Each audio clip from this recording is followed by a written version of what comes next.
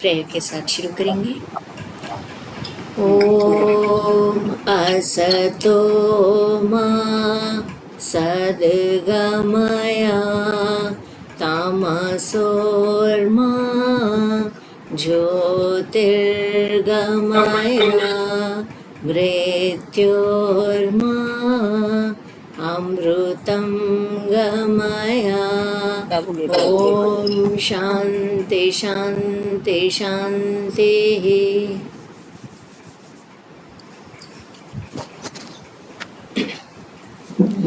तो जो है हम भानुभक्त रामायण पढ़ रहे हैं और इसमें जो है हम लोगों ने सुंदरकांड समाप्त किया है और आज युद्ध कांड से हम स्टार्ट करेंगे। तो सुंदरकांड में जो है हनुमान जी सीता जी का पता लेकर के आ गए, उन्होंने रामचंद्र जी को सारी बात बता दी। और इसमें थोड़ा सा अलग है, भगवान कहते हैं मैं तुम्हें अपना सर्वस्व देता हूँ और हनुमान जी को अपनी गोदी में बिठा लेते हैं। तो ये थोड़ा सा अलग है जो जनरली है। तो चलिए युद्ध कांड से शुरू करते हैं। संपूर्ण लंकापुरी को राख करके तथा सेनाओं को समाप्त करके जब हनुमान पुनः समुद्र पार करके इस ओर श्री राम के पास आए और सीता जी का सब समाचार बताया तो श्री रामचंद्र जी अत्यंत प्रसन्न हुए और उन्होंने हनुमान की भूरी भूरी सराहना की। श्री रघुनाथ जी कहते हैं, ओह, इस हनुमान ने अत्यंत महान कार्य किया है। वहां जाकर रावण आदि वीरों का अहंकार इसने अकेले ही नष्ट किया है। इतने महान और विस्तृत सागर को छलांग मारकर पार करना और फिर लंका को भस्म करना दूसरा और कौन कर सकता है। इसीलिए ये इंद्र आदि जितने देवता हैं उससे सभी डरते हैं। सुग्रीव ने सब मंत्री एवं भाइयों में इसके समान न कोई हुआ है न होगा, जो रावण के पुत्र को मारकर उसी के समक्ष प्रस्तुत हुआ। सेवक को जो कुछ भी करना चाहिए वे सभी कुछ इसने किया। सीता का समाचार लाकर यहाँ इसने हमारे विषम तापों का हरण किया।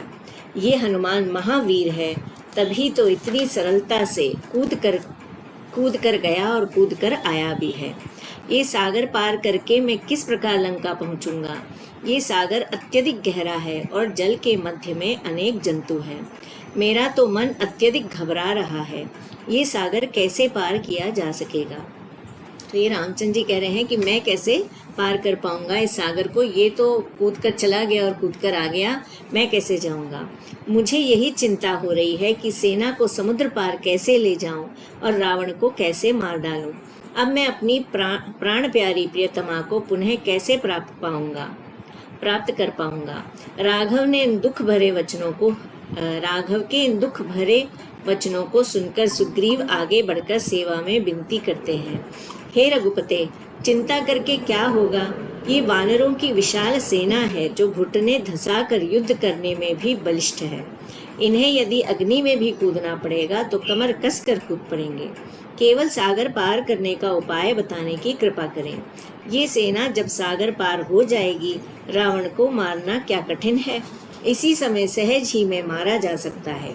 रघुनाथ, मेरे विचार में तो यही है। श्रीमन के सम्मुख आकर तो लड़ने वाला वीर कहीं तीनों लोक में नहीं। मेरी यही विनती है, हमारी विजय निश्चय ही होगी। लक्षण भी शुभ प्रतीत होते हैं। हम राक्षसों को आज सहज ही में भुनगों के समान नष्ट कर डालेंगे। सुग्रीव के वचनों को सुनकर श्री राम की आज्ञा हुई कि जिस उपाय से समुद्र पार हो जाने की संभावना है वही किया जाएगा। पहले ये बताओ कि लंका में क्या दशा है। वहाँ का वर्णन तो सुने कि वहाँ की राजगद्दी कैसी है। सब समझ बूझ कर ही जाने से तो विजय प्राप्त होगी। यही विचार करने का समय है। तो हमने देखा कि जब हनुमान जी वहाँ पर गए हैं तो उन्होंने जो है इसमें हम ये देखते हैं सीधा अशोक वाटिका चले जाते हैं, क्योंकि उनको जो है ऑलरेडी संपाति बता दिए रहते हैं कि वो अशोक वाटिका में है। लेकिन हम अगर तुलसीदास रामायण में देखते हैं तो वो पूरा इंतज़ाम भी देखते हैं कि कैसा क्या शहर में क्या बंदोबस्त है, कहाँ पर कितनी सेना है, किस तरह से वो रह रहे हैं। तो वही यहाँ पर अब पूछ रहे हैं। प्रभु के इन वचनों को सुनकर हनुमान आगे बढ़े और भक्ति पूर्वक पर्याप्त अंजलि अर्पित की तथा मस्तक में लगाते हुए विनती करने लगे। जगतपते, रघुपते, लंकापुरी की सुंदरी अत्यंत सुंदर दिखाई देती है और जितना देखती है सबके मन को मुग्ध कर लेती है। त्रिकूट पर्वत के ऊपर चारों ओर सोने की दीवार है। जिन घरों में मणि के मंदिर हैं, उन्हीं पर उनके लेख दिखाई देते हैं। एक स्तंभ तो समुद्र और दूसरा समीप ही में खड़ा हुआ है। दीवार के निकट चारों ओर खाई है, जिससे शत्रु न आ जाए। वहां के घर तथा मार्ग सभी सोने के हैं। कहीं कहीं तो मणि जटित होने के कारण अत्यंत रमणीक हो गया है। मैंने घूम घूम कर चारों ओर सारे बगीचे तथा तालाब देख लिए हैं। सरलता से वहां प्रवेश होने का किसी को अवसर नहीं मिलता। नगर के 4 द्वार हैं। कहीं वीरों की विशाल सेना तत्पर है। जो भी वहां जाएगा उससे लड़कर मार डालने के लिए कमर कसे हुए हैं। पूर्व की ओर जो द्वार है, वहां एक बलवान जंगी द्वारपाल है। राक्षसगण हाथी, घोड़ा, रथ एवं खजाने लेकर खड़े हैं। इसी प्रकार प्रत्येक द्वार पर सदैव पहरेदार खड़े रहते हैं। तो इतना डिटेल बंदोबस्त जो है हमें और किसी रामायण में नहीं मिलता है। ऐसी बलिष्ठ सेना है, फिर भी उसका चौथाई भाग का तो ध्वंस कर दिया और समस्त वीरों के घमंड को चूर कराया हूँ। स्वामी, अब यहाँ विलंब क्यों कर रहे हैं? सागर की ओर चलिए, भले ही वहाँ कुछ लोगों को उतारने में। दीदी म्यूट कर लेंगे। सागर की ओर चलिए, भले ही वहाँ कुछ लोगों को उतारने में कुछ विलंब हो जाए। हनुमान की विनती करते ही सुग्रीव को आदेश दे दिया गया। हे मित्र सुग्रीव, यही वास्तविक विजय के शुभ मुहूर्त का अवसर है। हाँ, आ रही है दीदी। कुछ पूछा आपने?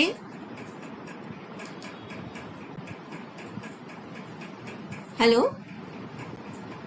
कीर्ति दीदी, आपने कुछ पूछा?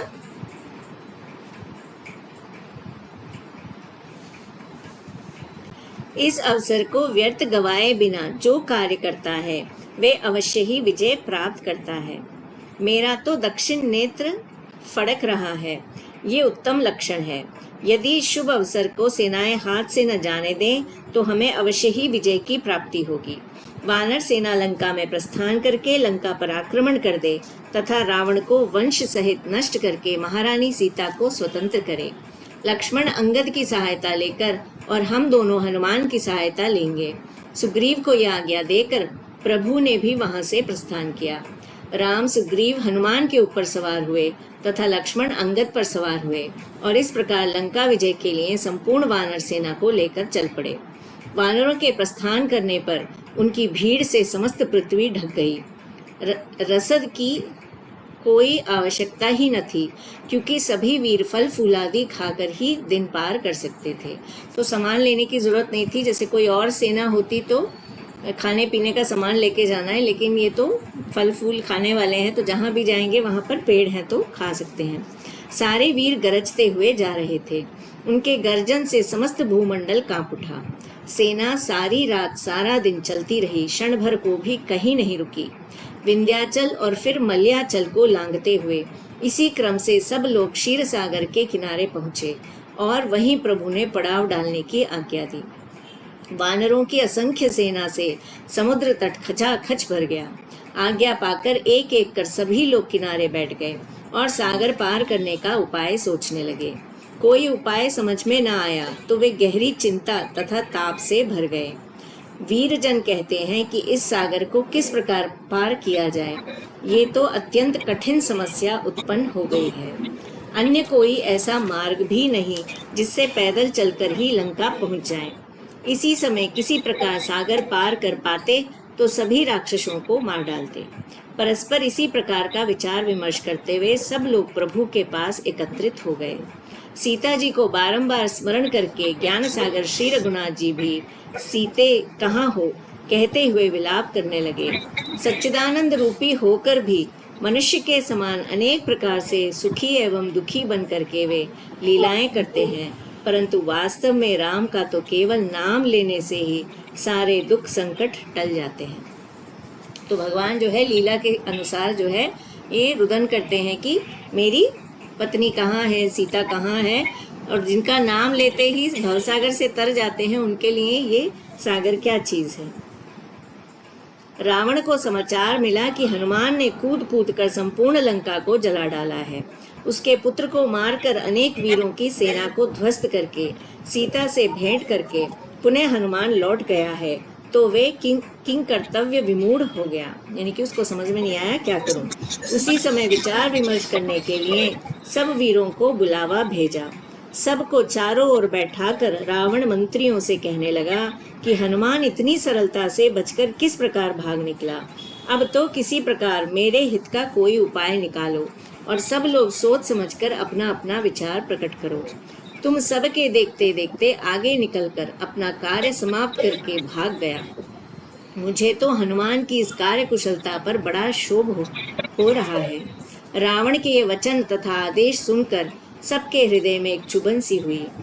वे सब बारी बारी से आगे बढ़ बढ़कर अपने अहंकार को प्रकट करते हुए इस प्रकार बोले, श्रीमन, उस राम से क्यों इतने भयभीत हैं? आज लंका पर विजय प्राप्त करना राम के लिए सरल नहीं होगा। अधिक विनती क्या करूं? आपका तो पुत्र इंद्रजीत है, जिसने अकेले ही इंद्र पर विजय प्राप्त की है। ऐसे पराक्रमी के सामने अन्य दिक्पालों का घमंड भी चूर हो गया, तो राम किस प्रकार टिक पाएगा? समस्त दैत्यों ने भयभीत होकर सीधे यहाँ आकर विवश हो आत्मसमर्पण कर अपनी पुत्री आपको सौंप दी। हे श्रीमन, क्या अब भी आपके समान कोई वीर है? तो जो है बाकी जब उनको कोई और स्त्री पसंद आती थी तो जो भी होता था वो आकर के समर्पण कर देता था। हम देखते हैं कि उनके महल में या उनके दरबार में अप्सराएं नृत्य करती थी, तो इस तरह का था। तो इसलिए वो कह रहे हैं कि राम की क्या औकात है, वो कहाँ पर बच पाएंगे। तीनों लोक के समस्त वीर आपके वश में हो चुके हैं। हनुमान अकेला था, वे अकेला क्या कर लेगा, यही सोचकर हम लोग चूक गए और वे कूद कूद कर संपूर्ण लंका को भस्म कर गया। जो कुछ भी तहस नहस वे कर गया, वे केवल इसी कारण हुआ कि हमें उसकी ऐसी फुर्तीली कार्य कुशलता का अनुमान नहीं था।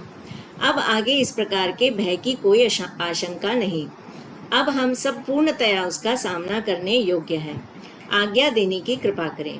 दशों दिशाओं को सारे वीर चले जाएं और जो जो शत्रु सम्मुख पड़ता जाए उसे मार आएं। इस प्रकार संपूर्ण पृथ्वी के समस्त वानरों का सफाया हो जाएगा। हम सब मिलकर श्रीमान के सकल तापों का हरण कर लेंगे। उन सब वीरों द्वारा की गई गर्वपूर्ण विनती को सुनकर कुंभकर्ण मन में विचार करते हुए कहता है, हे नाथ, आपने कैसी मति को धारण किया? सीता का अपहरण क्यों किया? आपने यहाँ पर बड़ी चूक कर दी है। अब पता नहीं आपकी क्या गति होगी। यदि श्री रामचंद्र जी ने पहले ही देख लिया होता तो अवश्य ही उसी समय उनके एक ही बाण के प्रहार से आपके प्राण चले जाते।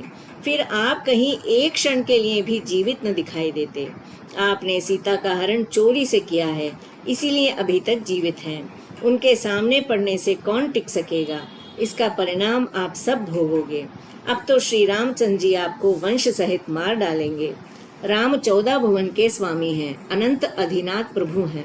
उनकी पत्नी सीता जगदम्बिका लक्ष्मी है। सारे राक्षसों का नाश कराने के लिए ही आपने सीता का हरण किया है। ये बातें सत्य हैं। आपने निश्चय ही अपनी बड़ी भारी हानि को स्वयं निमंत्रण दिया है। जो कार्य करना उचित नहीं था उसे भी आपने किया, केवल हम लोगों के भरोसे पर।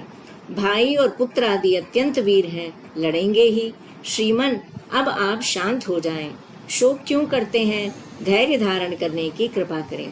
तो कुंभकर्ण जो है इसमें भी और कंब रामायण में भी हम देख रहे हैं कि जब वो मंत्रियों से सलाह कर रहे हैं तब वो जगे हुए हैं, लेकिन हम तुलसी रामायण में देखें तो वो उस वक्त सो रहे होते हैं। जब उनको उठाया जाता है उस वक्त वो कहते हैं कि तूने मुझे पहले क्यों नहीं बताया, तो क्यों जो है सीता का हरण करके ले आया। उस तरह का आता है उस वक्त ही। यहाँ पर पहले से ही वो जब मंत्रणा हो रही है तब भी कुंभकर्ण है। कंब रामायण में भी उस वक्त कुंभकर्ण जगे हुए हैं। तो कह रहे हैं क्यों किया तूने। लेकिन ये भी हम देखे हैं कि सुंदर जब वो हरण कर रहे हैं, सीता जी का हरण कर रहे हैं, तो वो जानते हैं, रावण भी ये जानता है कि वो शायद भगवान ही हैं, क्योंकि खरदूषण त्रिशिरा आदि को कोई सामान्य वीर नहीं मार सकता है। तो उसके मन में भी यही है कि भगवान मुझे आएंगे, मारेंगे और जो है मेरा उद्धार हो जाएगा। हम देखते हैं कि जब अशोक वाटिका में हनुमान जी मिलने आए हैं, तब रावण ये सोच रहा है कि मैं कब से सीता को लेकर के आ गया हूँ और अब तक रामचंद्र जी आए नहीं, मेरे साथ लड़ाई नहीं की, मुझे मारा नहीं। फिर इसमें बताया है कि स्वप्न आया उसको कि उनका कोई दूत आया हुआ है और वो पेड़ में अशोक वाटिका में छुप करके माता को देख रहा है। तो इसलिए वो आ करके सोचता है कि मैं माँ को परेशान करूँगा तब तो शायद जल्दी से आएंगे और मेरे को मारेंगे। तो कहीं ना कहीं ऑलरेडी उसके माइंड में यही है कि भगवान आए और मैं उनके हाथों मारा जाऊं, तब मेरा उद्धार होगा। लेकिन जो उसका तामसिक नेचर है वो बार बार आगे आता है, इसलिए कभी अहंकार में कभी क्रोध में वो जो है दूसरी बातें भी करता है। और यहाँ भैंस है।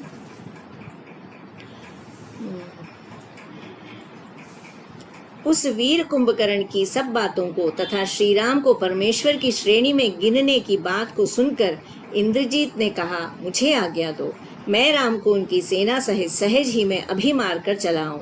इसी प्रकार वहां पर समस्त वीर केवल वाक प्रहार कर रहे थे, लेकिन श्री राम के भक्त विभीषण ने वहां आकर मन में शुभकामनाएं की और कई प्रकार की विनती की। श्री राम भक्त विभीषण ने रावण से पूछा कि ऐसे महाबली श्री राम, जिसने कि खर, त्रिशिर और दूषण जैसे बलिष्ठ वीरों को मार डाला है, उसके सामने कोई विजय नहीं पा सकता है। अतः ऐसे पराक्रमी से विरोध कैसा, और आपने सीता जी का हरण क्यों किया? कुंभकर्ण कैसा ही बहादुर वीर क्यों न हो, श्री राम के समक्ष उसकी भी कुछ नहीं चलेगी। इंद्रजीत भी राम को मारने का व्यर्थ अभिमान कर रहा है। जितनी डींग मारनी हो यही मार लो, प्रभु के सामने कोई भी नहीं टिक पाएगा। समस्त राक्षसगण नष्ट हो जाने पर बीते अवसर के लिए पश्चाताप करेंगे। सीता जी ग्रह तुल्य होकर यहाँ पर सब खाक करना चाहती हैं। तो जैसे कहते हैं ना, हमारे ग्रह ठीक नहीं है, तो राक्षसों के लिए सीता वो ग्रह की तरह है जो यहाँ पर आई है और सबको खाक कर देंगी। अब प्राणांत का समय हो चुका है, सबकी चेतना कहाँ लुप्त हो गई है, अतः किसी को चेतना नहीं है। विभीषण रावण से कहता है कि महाराज, यदि जीवित रहना है तो यही अवसर है कि आप श्री राम के पास जाकर सीता जी को उन्हें सौंप दें। श्री रामचंद्र जी सेना लेकर यहाँ पहुँचे, इससे पहले ही यदि आप शीघ्र जाकर आज ही सीता जी को उन्हें सौंप दें तो ये जानकर कि ये शरण में आया है, वे अत्यंत दया प्रदर्शित करेंगे। सीता जी के लंका में ही रहने से आप सभी लोगों का जीवित रहना कठिन है। जैसे ही विभीषण की अमृतवाणी रावण ने सुनी, वैसे ही उस बात को महत्व देने की बजाय उसको क्रोध आ गया। अत्यंत ही क्रोधित होने पर उसने लोगों से कहा कि आज ये हमारा शत्रु बन गया है तथा इसे रामचंद्र के प्रति श्रद्धा उत्पन्न हो गई है। अपने ज्ञान को देखकर दूसरों के ज्ञान का आभास हो जाता है, ऐसा निश्चय ही कहा जाता था। ठीक उसी प्रकार लक्षण इसने भी दिखाए। राक्षस वंश में यही एक अधम उत्पन्न हुआ है। यदि मेरे स्थान पर कोई और होता तो इसे अभी समाप्त कर देता। तो अपने ज्ञान को देखकर दूसरों के ज्ञान का आभास हो जाता है, ऐसा निश्चय ही कहा जाता है। तो यहाँ ये जो है राक्षस कुल में पैदा हुआ है, लेकिन ये अपना ज्ञान नहीं बता रहा है। जो राक्षसी प्रवृत्ति है वो न दिखा करके दूसरे का ज्ञान बता रहा है।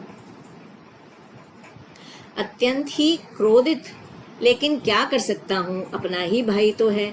अत्यंत ही क्रोधित होने के कारण रावण ने विभीषण को धिक्कारते हुए कहा, तुम मेरे साथ रहने के योग्य नहीं हो और अधम हो। रावण के मुख से ऐसी बात सुनकर विभीषण ने श्री रामचंद्र जी का ध्यान किया और 4 मंत्रियों को लेकर वहां से चला गया। विभीषण ने रावण से कहा कि महाराज, हित की बात कहने पर भी आपने मुझ पर व्यर्थ ही क्रोध किया।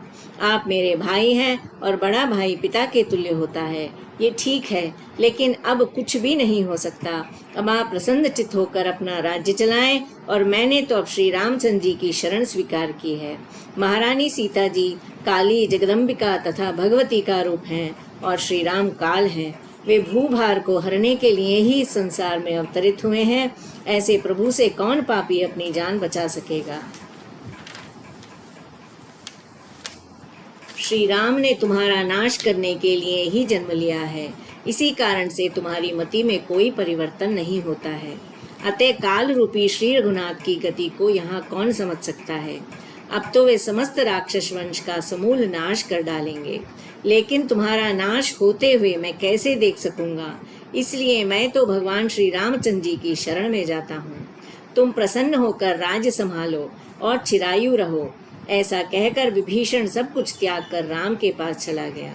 4 मंत्रियों को साथ लेकर विभीषण श्री रघुनाथ के पास चला गया।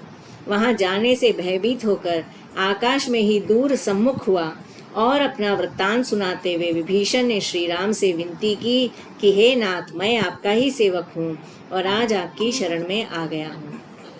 तो जो है हमको तुलसी रामायण में ये बताया है कि रावण लात भी मारता है, जो वो बार बार समझाने की कोशिश करता है विभीषण, तो उसको लात मारकर जो है अपने दरबार से निकाल देता है और कहता है तू जा, उन्हीं की शरण में जा, तू यहाँ से चला जा। तो यहाँ पर ऐसा नहीं दिखाया है, बस वो क्रोध करता है उस पर।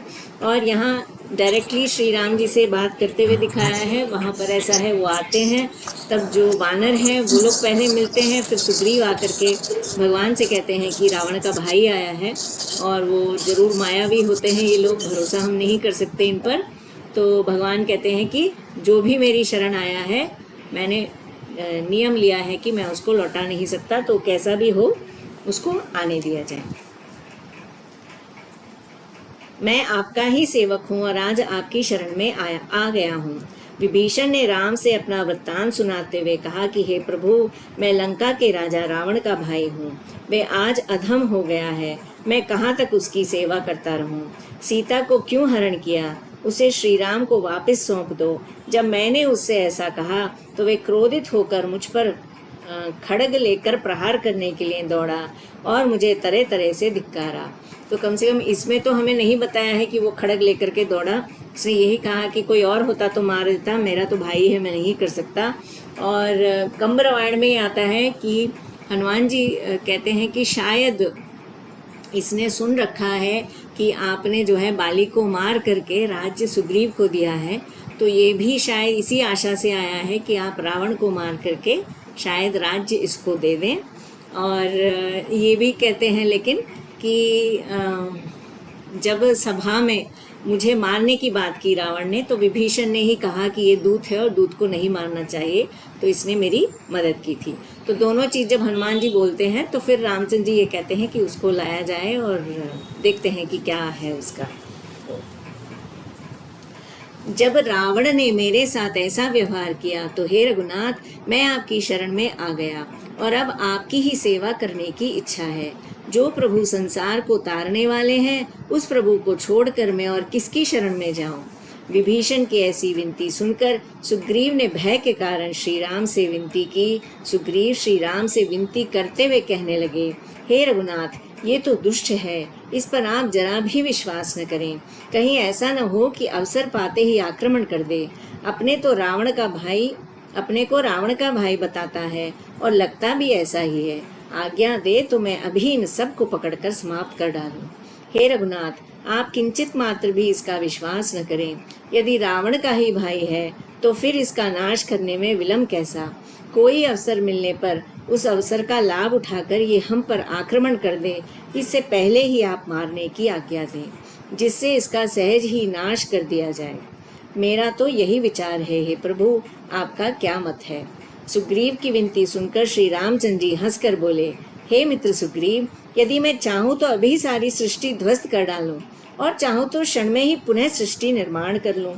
ऐसा करने में तो कुछ भी समय नहीं लगेगा। अपना भक्त समझकर विभीषण को अंदर आने की अनुमति दे दो। एक तरफ भगवान भी मान रहे हैं, दूसरी तरफ डर भी रहे हैं।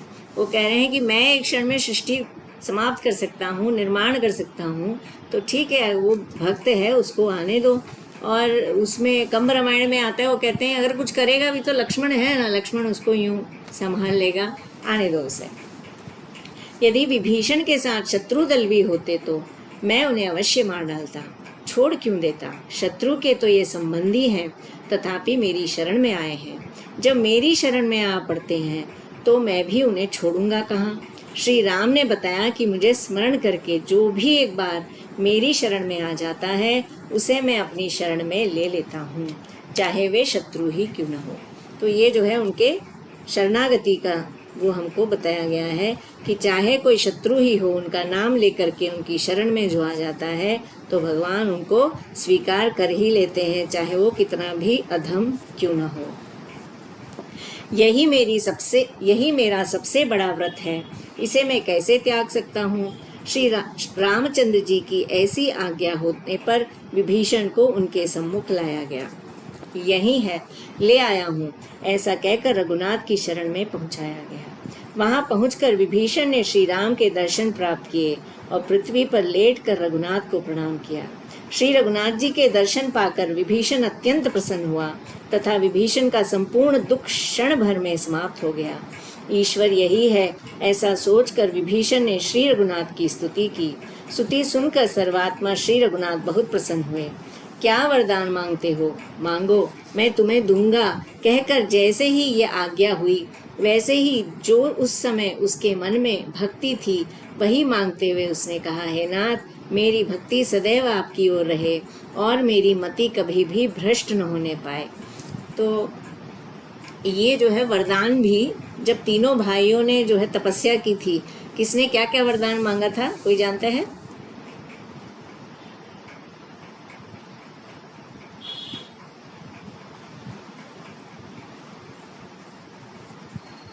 दीदी म्यूट में आप। विभीषण तो अपने भाइयों का तुम्हारी आवाज कट रही है।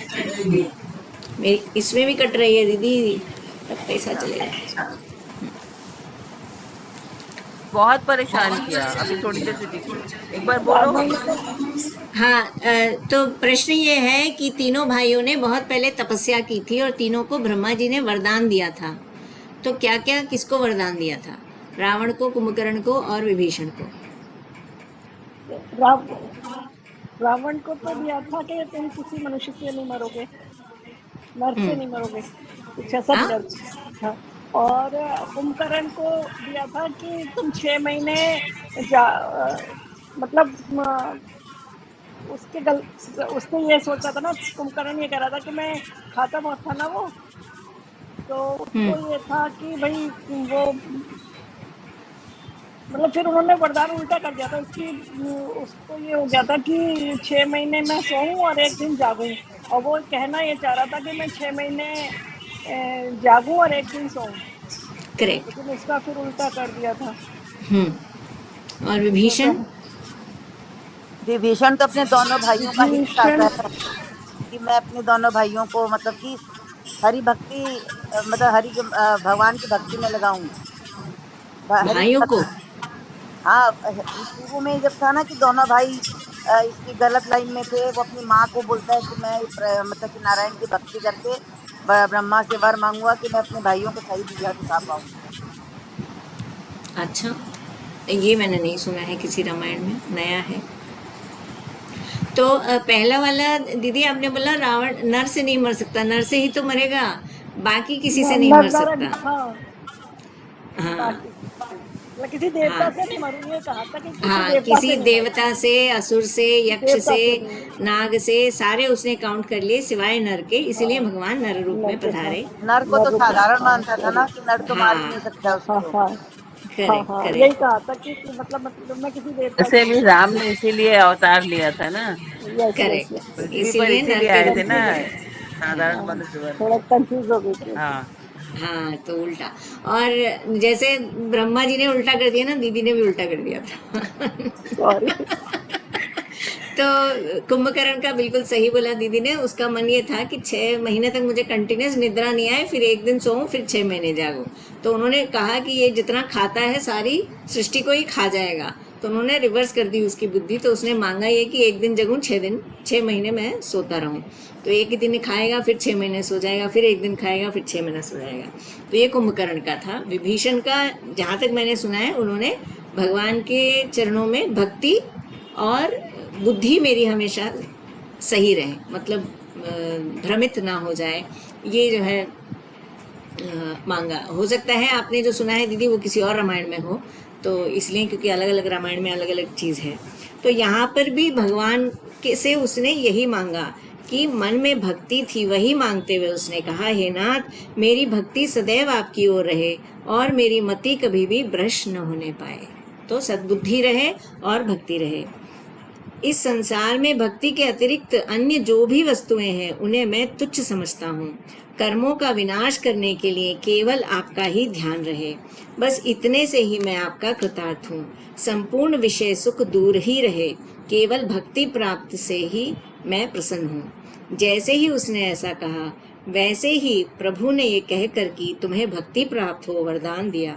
तुमने जितनी मेरी स्तुति की है, यदि उतनी स्तुति कोई और भी करता तो उसे भी मैं इतना ही वरदान देता, जिससे वे सहज ही संसार सागर से तर जाए। भक्त विभीषण से ऐसा कहकर राम ने पुनः कहा, मेरे मन में विचार आया है कि लंका में तुम्हारा ही राज्याभिषेक करूंगा। हे भाई, भले ही तुम बाद में लंका पर राज करो, परंतु मैं तो तुम्हें अभी ही राज्याभिषेक करूंगा। तो उसमें ऐसा आता है संबोधित ही उसको आते ही लंकापति बोल दिया करके ना कहते हैं। लंकेश। हाँ, तो जैसे वो ही जो है विभीषण आते हैं तो उसको पहले ही बोल देते हैं ना लंकेश। हाँ, तो इनडायरेक्टली वो हो ही गया कि मैं तुमको राज्य तो पहले दूंगा। ही ऐसा कहकर श्री राम ने लक्ष्मण को सागर से जल लाने की आज्ञा दी। वैसे ही लक्ष्मण ने दौड़कर सागर से जल लाकर दिया। अब तुम लंका के राजा बनकर रहो। ऐसा कहकर रघुनाथ ने विभीषण का राज्याभिषेक किया। तो एक स्टोरी आती है, ये मुझे अभी तक मिली नहीं है किसी रामायण में, अब अगर लेकिन ये इसमें आती है। देखो मनीषा, हाँ ऐसे तो दीदी, पहले उन्होंने लंकेश बोल दिया उसको, ठीक है, हाँ लेकिन ये एक तरह से देखो तो पॉलिटिक्स भी है ना। अगर आप किसी को राजा ही बना दो तो वो आपके विरुद्ध तो हो ही नहीं सकता ना। नहीं दीदी, तो मतलब हमको ये भी तो बताया ना कहीं हो सकता है उनकी भी मंशा ये रही हो। दूसरी चीज ये है कि रामचंद्र जी को तो राज्य चाहिए नहीं। नहीं, वो है, जैसे मैं ये अपनी नहीं तो तरफ है से ना, बोल रही हूँ। मतलब तो दैट इज कहने ये वाले तो उनकी कहते हैं ना मंशा कि वही थी उनके कि उसको, जैसा लीडर क्योंकि कोई और बढ़िया नहीं था। मैं बोली ना रामचंद्र जी कंब जो है, रामायण में ये बहुत दिया हुआ है कि उन्होंने ऐसा जगह जगह किया है। तो तो वो यहाँ भी ये इसीलिए था कि विभीषण को बनाया, वहां सुग्रीव को बनाया, और भी और भी जो वो भीलों की जगह से सब होते हुए आए थे ना, उन्होंने तो बहुत से राज्य से होते हुए आए थे ना राम। तो वहां भी उन्होंने वैसे ही बनाया है लोगों को। जैसे तो कुछ प्रसंग तो हम यहाँ लोग जानते हैं, इसलिए हमको पता है। ओके, मेरी आवाज आ तो रही है? हाँ हाँ आ रही है दीदी, आ रही है। तो एक और प्रसंग जो है मैंने सुना है कि यहाँ हाँ, तो पर बोलो। उन्होंने विभीषण को लंकेश बना दिया। उसके बाद जो है जब युद्ध हो रहा है, युद्ध के बीच में जो है जब इंद्रजीत की मृत्यु हो जाती है, तो ये राधे श्याम रामायण में आता है। वो जो है कुछ उसको ऐसा वरदान है कि उसका सर अगर नीचे धरती को छू गया तो जो मारने वाला है उसके सर के टुकड़े टुकड़े हो जाएंगे, ऐसा कुछ है। तो उसके कारण जो है जब लक्ष्मण जी जा रहे होते हैं उसका यज्ञ विध्वंस करने के लिए, तब वो कहते हैं कि मारने के टाइम ये ध्यान रखना कि जो उसका सर है वो जो है नीचे जमीन को ना छू जाए। तो वो इस तरह से वो उसको काट के भेजते हैं कि वो रामचंद्र जी के पास पहुंच जाता है सर, और हाथ जो है काट करके भेजते हैं जहाँ सुलोचना होती है। सुलोचना इंद्रजीत की पत्नी। तो उसमें जो है इंद्रजीत और सुलोचना का बहुत ही सुंदर विवरण है कि भले ही रावण ऐसा था, इंद्रजीत वो भी एक पत्नी व्रता है। जैसे रामचंद्र जी एक पत्नी व्रता है, दशरथ जी नहीं है, वैसे ही रावण जैसा भी है, इंद्रजीत जो है एक पत्नी व्रता है, और वो दोनों भी आपस में एक दूसरे को बहुत प्यार करते हैं। तो सुलोचना जब वो हाथ देखती है तो वो उसको लगता है कि उसके पति के हैं, पहचानती है, लेकिन वो छूने से डरती है क्योंकि उसके मन में ही आता है कि अगर पति के नहीं है तो मेरा सतीत्व भ्रष्ट हो जाएगा किसी और पुरुष के हाथ छूने से। तो वो हाथ लिखते हैं कि मैं तुम्हारा पति ही हूँ करके। जब वो करके विनती करती है कि आप ही हैं, तो वो लिखते हैं।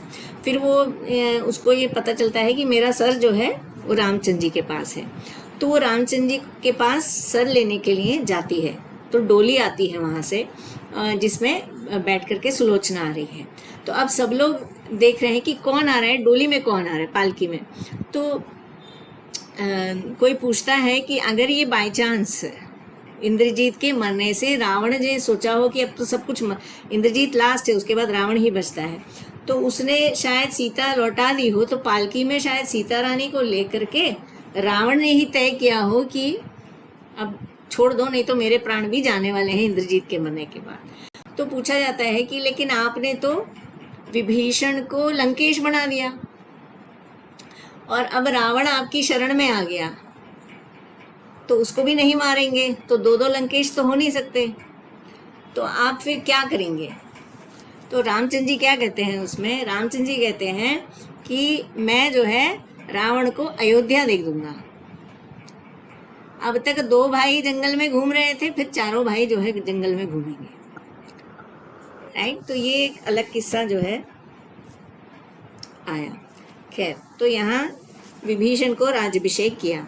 विभीषण के लंका का अधिराज बन जाने पर सुग्रीव इत्यादि अत्यंत प्रसन्न हुए। तत्पश्चात सुग्रीव विभीषण के सम्मुख गए। अत्यंत प्रसन्नता से आलिंगन करते हुए सुग्रीव विभीषण से कहने लगे कि हम सब राम के सेवक हैं, परंतु हम सब में से तुम मुख्य हो। हे महाराज, अब रावण को मारने में सहयोग दो। सुग्रीव की ये बात सुनकर विभीषण बोले, हे सुग्रीव महाराज, सहयोग देने के लिए मेरे पास शक्ति कहाँ? मैं तो श्री रघुनाथ का दास हूँ, अतः मुझसे जो कुछ भी सहयोग हो सकेगा मैं अवश्य करूँगा। जहाँ तीनों लोक के अधिनाथ परमात्मा श्री राम की शक्ति विराजमान है, तो वहाँ उनके सम्मुख किसी अन्य की शक्ति क्या है? इस प्रकार की वार्तालाप के बीच ही दूत उनके सम्मुख आ खड़ा हुआ। रावण का शुकदूत सुग्रीव के सम्मुख आया, लेकिन भय के कारण आकाश के बीच में ही रहकर बोला, हे सुग्रीव महाराज, बहुत बुरा हुआ कि राम लक्ष्मण से मित्रता करके मुझसे बैर करने का विचार मन में आया है। तेरे भाई बाली के मित्र होने के नाते ये कहना उचित समझकर कहता हूँ कि तू यहाँ से चला जा। ऐसी आज्ञा रावण ने दी है। उसके बाद रावण की आज्ञा पाकर आप जिस काम से यहाँ पर आए हैं उसे त्याग समस्त सेना को लेकर आप राजधानी को लौट जाइए। तो रावण ने जो है, ये नया संदर्भ है, रावण ने शुकदूत, शुक यानी कि तोता, सुखदेव महाराज कहते हैं ना, तो वो जो है हवा में उड़ते हुए उसने सुग्रीव से कहा। सुग्रीव से क्यों कहा? बाली और रावण की मित्रता थी, तो सुग्रीव रावण के भाई हैं। तो हे सुग्रीव महाराज, बहुत बुरा हुआ जो राम लक्ष्मण से मित्रता करके मुझसे बैर करने का विचार मन में आया है। यानी कि रावण ने संदेश भेजा है कि सुग्रीव, तुम जो है मुझसे बैर कर रहे हो राम और लक्ष्मण से मित्रता करके। तेरे भाई के मित्र होने के नाते ये कहना उचित समझकर कहता हूँ। तो जैसे एक भाई का मित्र होकर के मैं तुझे सलाह दे रहा हूँ कि तू अपनी सेना लेकर के जहाँ से आया था वहाँ को चला जा। तो इस तरह से वार्निंग भेजी है रावण ने सुग्रीव के लिए। इंद्रादि के द्वारा भी लंका पर कोई विजय नहीं पा सकता है। आप तो वानर ही हैं, इसलिए मैं ये कैसे कहूँ कि ये स्थान आप जीत ही लेंगे। रावण ने सीता जी का हरण यदि किया है तो राम की पत्नी सीता का ही हरण किया। आप उनके मित्र के भाई हैं, अतः विरोध न करें।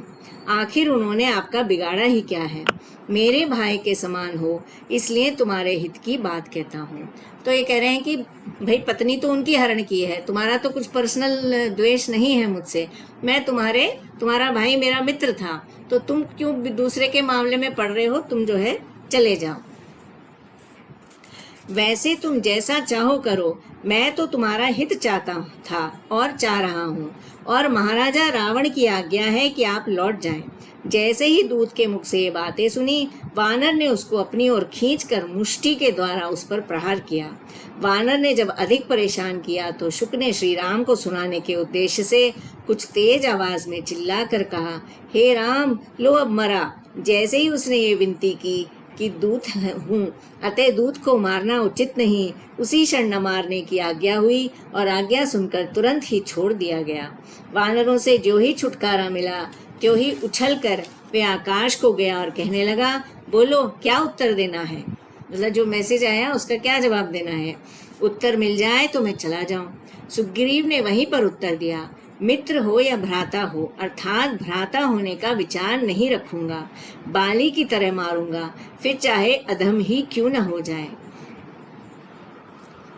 सुग्रीव ने बताया कि रावण से कहना कि तुम श्री रामचंद्र जी की पत्नी सीता जी को हर करके बचकर कहाँ जाओगे। सुग्रीव ने जब ऐसा जवाब दिया तब श्री राम ने आज्ञा दी कि वानरों से कहो कि उसे पकड़ लें और अभी न छोड़ें तथा कुछ दिन वे यहीं रह लें। श्री रामचंद्र जी का ये आदेश होते ही उस शुक को बंधन में कर लिया गया। इससे पहले ही शार्दूल वापस लौटा और उसी ने रावण को सारा विस्तार बताया। शार्दूल के मुख से राम की शक्ति के बारे में विस्तार से सुना और अति विशाल सेना आई हुई है। ये सुनकर रावण भी अति गंभीर चिंता में पड़ गया। तो जो है सुग्रीव ने तो ये कहा जो बाली के साथ किया है वही रावण के साथ करेंगे, और लेकिन रामचंद्र जी ने क्या कहा, इसको पकड़ के रखो कुछ दिन हमारे पास। तो उसके साथ में शार्दूल नाम का और एक दूत आया था, वो जो है बच के निकल गया और उसने जाकर के रावण को सारी खबर दी। इसी बीच में श्री रघुनाथ सागर के न आने पर अत्यंत क्रोधित हुए। लाल लाल नेत्र करते हुए लक्ष्मण को आदेश दिया और कहा कि हे भाई, जरा इसका तमाशा तो देखो। इसने आज हमें और तुम्हें एक साधारण मनुष्य समझकर भेंट तक नहीं की। जैसे ही सागर का शोषण करने के लिए श्री रघुनाथ ने धनुष बाण खींचा, वैसे ही राम को देखकर भूमि भयंकर रूप धारण करके कांपने लगी। समुद्र का जल 4 कोस दूर तक पहुंच गया तथा जो जंतु जल में निवास करते थे उन सब में भी खलबली मच गई। ये सब देखकर भयभीत होकर सागर एक सुंदर स्वरूप धारण करके भेंट देने के लिए रत्न आदि लेकर श्री रघुनाथ की शरण में गया और भेंट को रघुनाथ के सामने रखकर उनके चरणों में गिरकर प्रणाम किया। धीरज धरकर तथा हाथ जोड़कर स्तुति की और कहा, हे नाथ, मैं तो ऐसे ही जड़ हूँ। मैं सीतापति प्रभु को कैसे जान सकता हूँ। मुझ में तनिक भी चेतना नहीं आई। प्रभु द्वारा चेतना जागृत कर देने से मैं आपकी शरण में आपकी सेवा करने के लिए आया हूँ। अतः मैं आपको रास्ता देता हूँ। मुझ पर दया करने की कृपा करें क्योंकि मैं अनाथ हूँ। सागर के इस वचन को सुनकर आज्ञा हुई कि रहने दो। यदि तुम सत्य भी कहते हो तब भी बाण का लक्ष्य तो प्राप्त करना ही है। तो ये भी उनकी एक तरह से प्रतिज्ञा थी कि अगर उन्होंने बाण निकाला है और साध लिया है तो फिर उसको छोड़ना ही है, कोई ना कोई टारगेट होना है। ये हमने तब भी देखा जब परशुराम सामने आए और उन्होंने कहा कि अब मैंने जो विष्णु का बाण उन्होंने दिया कि इसको चढ़ा करके दिखाओ, तो जब वो उस पर बाण साधते हैं, अब वो बोलते हैं अब बोलो कहाँ पे मैं इसको छोड़ूं। तो वो बाण छोड़ने के लिए वो कहता है कि मेरी आप जो है शक्ति का दमन कर दीजिए। तो हमको ये बताया जाता है कि परशुराम जो है विष्णु के शक्ति अवतार हैं। तो जब वो भगवान की साधना करते हैं तो भगवान ने उन्हें अपनी शक्ति दी कि जाओ और ये क्षत्रियों का जो अत्याचार कर रहे हैं उनका संहार करो। और अब जब रामचंद्र जी से मिले तब उन्होंने वो शक्ति वापस उनकी हरण कर ली और उस तरह से उनके अहंकार का दमन किया। तो वैसे ही जो है अब इन्होंने बाण यहाँ पर साध लिया तो कहा कहीं ना कहीं तो जाना है। अतः इससे प्रहार करते हैं। मेरे बाण तो अवश्य ही बिना कार्य को पूर्ण किए वापस नहीं लौट सकते। यदि प्राण चाहते हो तो बदले में कोई और प्राण दो, लेकिन ये बाण किसी भी रूप में टलने वाला नहीं है। श्री रघुनाथ का ऐसा आदेश सुनकर हाथ जोड़कर उसने विनती की कि उत्तर दिशा की ओर द्रुमकुल्य नामक नगर में अनेक पापी ग्वाले रहते हैं। प्रभु के इसी बाण द्वारा उन सब पापियों को नाश किया जाए। ऐसा करने के पश्चात मुझ दीन अनाथ और प्रभु के दास के समस्त संतापों का हरण करें। उसकी ऐसी विनती सुनकर राम अत्यंत हर्षित हुए और तुरंत ही उस बाण से प्रहार करके सकल ताप का हरण किया। बाण सीधा जाकर पापियों का नाश करके पुनः लौटकर तरकस में प्रवेश कर गया। इसी बीच समुद्र ने चरणों में लेटकर विनती की कि शक्तिशाली पुल को बांधकर सेना को पार लाने से अत्यंत कीर्ति होगी। पुल बांधने में नल समर्थ हैं और इन्हें वरदान भी प्राप्त है। ये विश्वकर्मा सुत हैं, अतः यही पुल को बांधे। तो यहाँ पर हमने पहले भी देखा था कि जब रामचंद्र जी ने राजा विष्णु भगवान ने कहा कि मैं अवतार लूँगा, तब ब्रह्मा जी ने सारे देवताओं से कह दिया था कि आप जाइए और वहाँ पर वानर बन के रहिएगा। तो वैसे ही जो नल नील हैं ये जो है विश्वकर्मा के पुत्र हैं। जो सुग्रीव हैं वो कंब रामायण में आता है कि सूर्य पुत्र हैं और बाली जो है इंद्र पुत्र हैं। तो इस तरह से जो है वो वानर जो है देवताओं से ही रिलेटेड हैं, इसलिए इतने शक्तिशाली हमको बताए हैं। तो वैसे ही हनुमान जी पवन पुत्र हैं। तो ये यहाँ पर कह रहे हैं कि नल जो है बांध सकते हैं क्योंकि वो विश्वकर्मा के पुत्र हैं। इस प्रकार से विनती करके सागर पुनः अदृश्य हो गया। किसी को पता है कि वो जो फेंकते हैं वो फ्लोट क्यों होता है?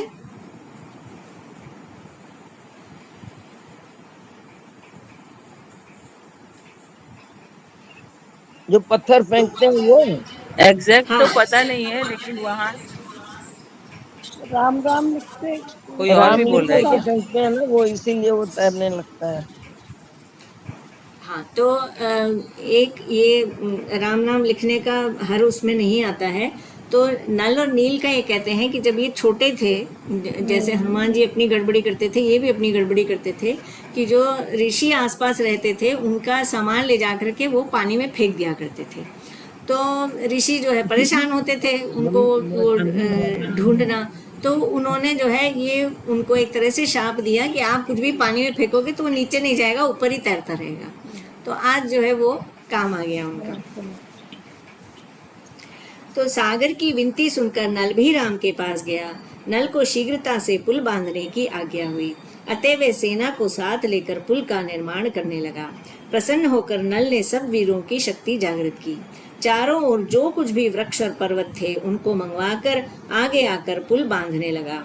उसी क्षण रघुनाथ ने शिवजी का स्मरण करके मूर्ति स्थापना की। रामेश्वर के नाम से प्रसिद्धि हो ऐसा सोचकर वहां पर संकल्प किया। काशी से गंगा जल लाकर स्नान किया। तो ये सोचकर समुद्र में कामरू फेंकेंगे कि ये बह जाए तो वे प्राणी मुक्त हो जाएगा। ये कहते हुए रघुनाथ ने आज्ञा दी।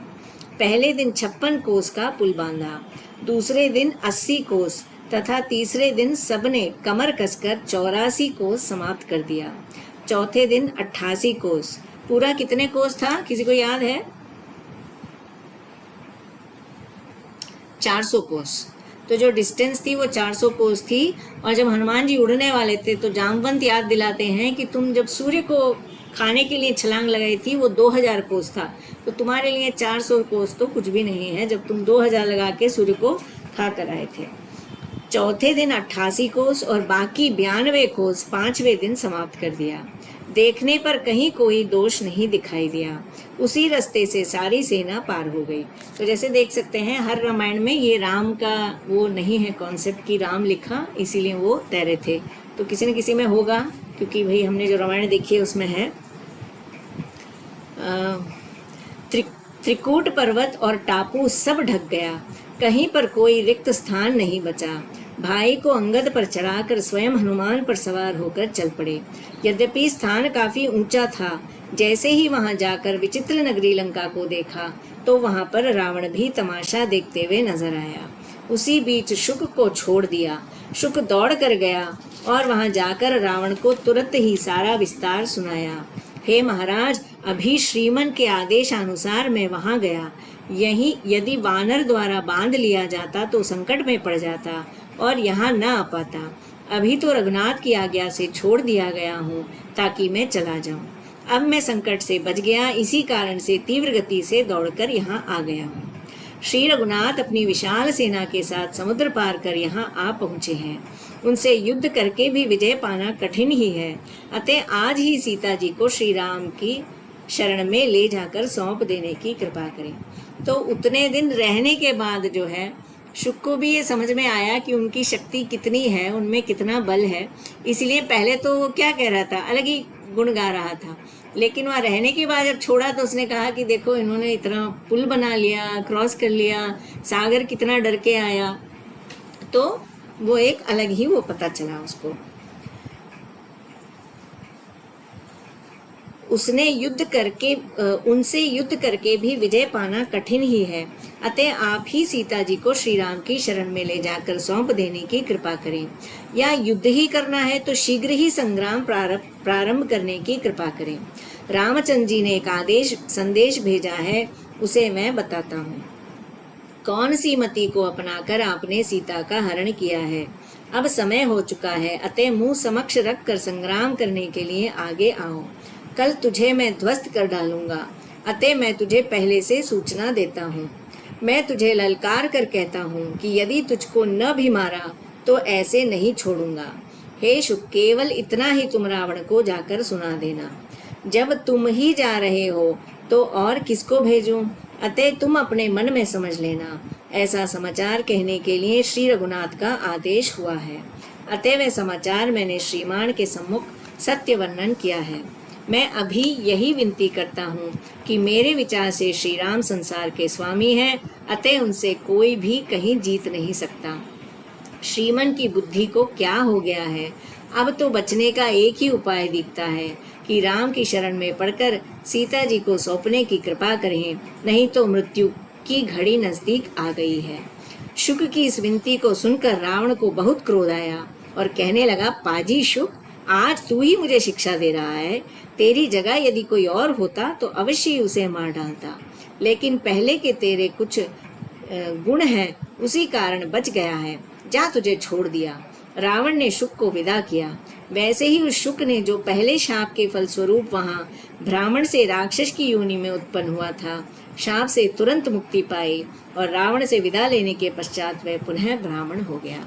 तो यहाँ पर हम देखते हैं जो भी किरदार आ रहा है वो कोई ना कोई यक्ष है, गंधर्व है, ब्राह्मण है, जिसने शाप पा करके जो है वो बना है। ब्राह्मण होने के समय शुक के घर में एक दिन, ये हमें बैकग्राउंड बताया जा रहा है, एक दिन ऋषि अगस्ती पधारे। उसने अगस्ती को भोजन के लिए निमंत्रित किया। जैसे ही अगस्ती जी स्नान आदि करके आऊंगा कहकर चले गए, वैसे ही ब्रजदंष्ट नामक राक्षस क्रुद्ध होकर आ गया। जैसा रूप मुनि अगस्ती का है, ठीक वैसा ही स्वरूप धारण किया और बोला कि मुझे मांस दो, मेरी मांस खाने की इच्छा है। इस प्रकार का छल पहले भी किया और भोजन के समय भी किया। ठीक शुक की पत्नी बनकर मनुष्य का मांस ले जाकर मिला दिया। मांस देखते ही अगस्ती ऋषि को क्रोध आ गया। उन्होंने उसी समय शाप दे दिया कि तुमने 8:30 बजे थे। अच्छा, एक साड़ी वैसी 4 पे करके ड्रेस करवानी थी मुझे पहन के आना। दीदी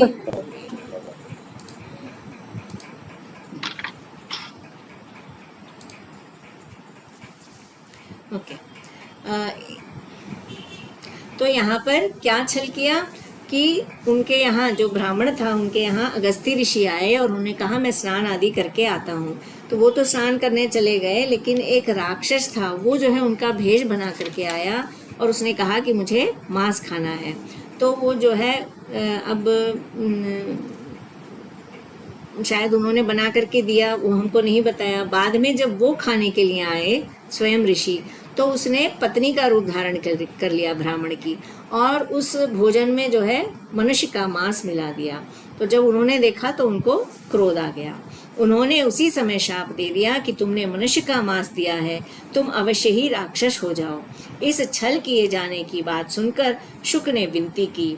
तब अगस्त ऋषि ने शीघ्र ही छुटकारा पाने का समय बताया। हे शुक, राम का अवतार होगा, अतः रावण के यहाँ जाकर राम के दर्शन पाने पर ही तुम्हारा शाप समाप्त होगा। अब अन्यत्र कहीं न जाओ। अगस्ती का ऐसा उपदेश सुनकर शुक ने उसी के कहे अनुसार किया।